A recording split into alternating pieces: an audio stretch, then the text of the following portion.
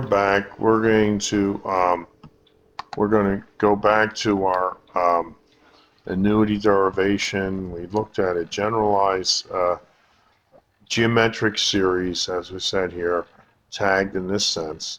We want to add up all the terms of the series. We got a formula that's right here, and I said we will derive that formula later in the course, okay? But we showed that that formula worked, okay?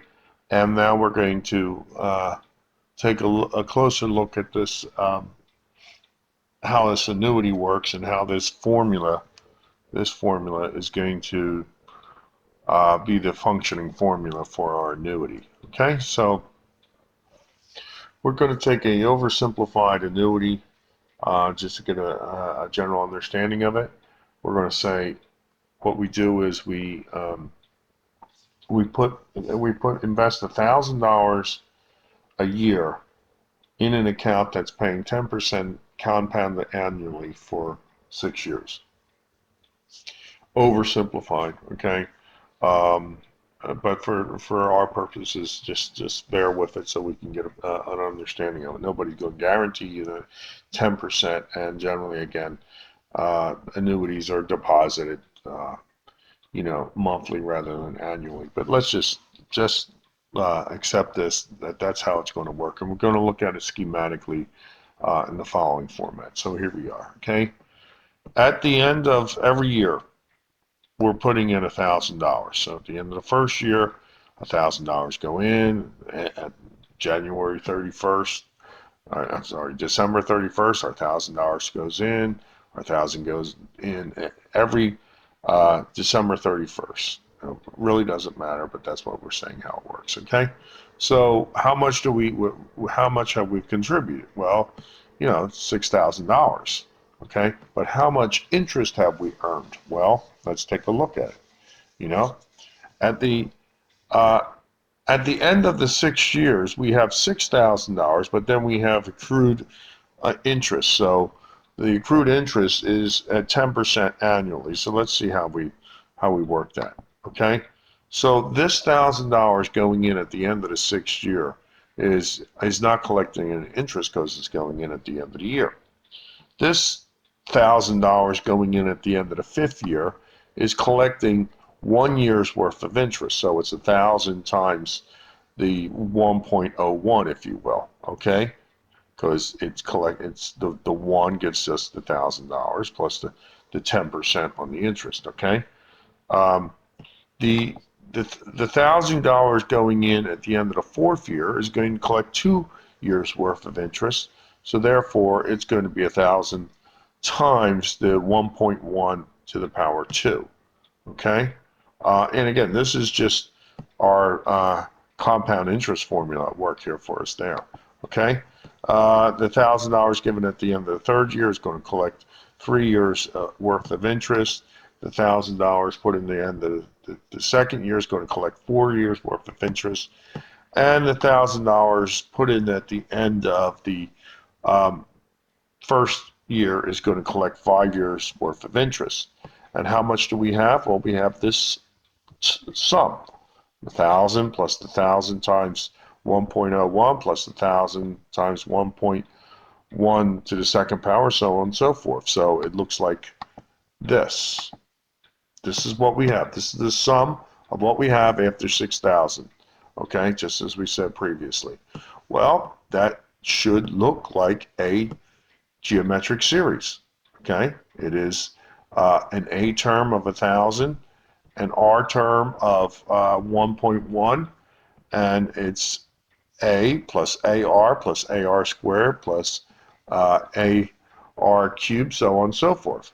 Where we gave you a formula for summing that, which was A times the quantity R to the n minus 1 over R minus 1. All right. So putting everything in, our A is 1,000, our R 1.1.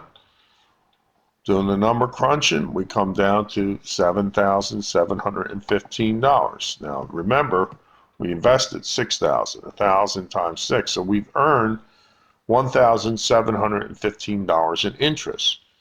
through that series of compounding.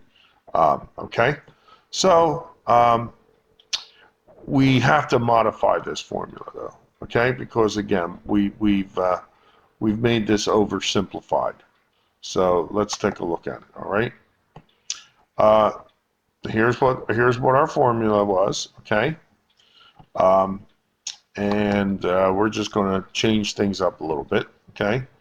Um, in this, the n was, as you can see, was the number of years. Okay. The n from our formula was the number of terms, but okay, we're applying it to our annuity. It's going to be better if we call it t for the number of years. Okay, so no big deal. And instead of saying s sub n, whereas we're summing up n terms, we're summing up the amount we have after t years. Okay, so that's should not be a big alteration. Okay, r from here, r is the constant ratio. Our constant ratio was 1.1, which was representing our 1 plus the interest rate of 10% we were getting. Okay, so therefore, when we consider that, okay, our adjusted formula will look like this. Okay, so the r from the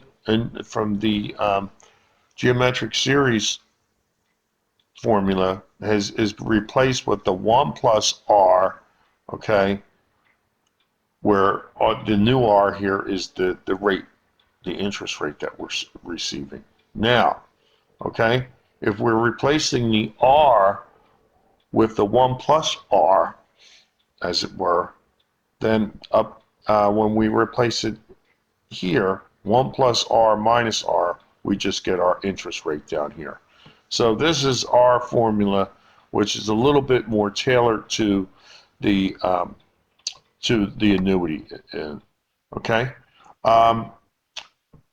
A in our example was the amount contributed at the end of each year.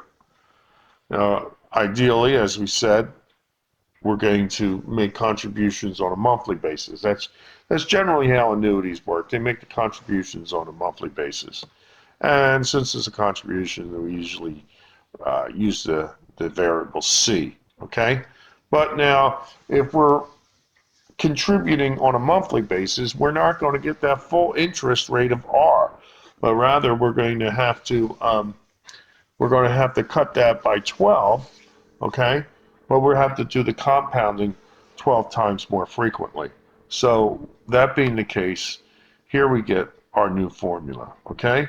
So this looks a little awkward, and I'm going to actually take a closer look at it with some examples on the next slide. I know it looks a little awkward, but this is the annuity formula. This is the sum total after T years of contributing C dollars per month, okay, at a interest rate of R for 12, well, for T years, okay? So as I said, we're gonna cut it right there, come back in the next presentation, and talk about applications to that, okay?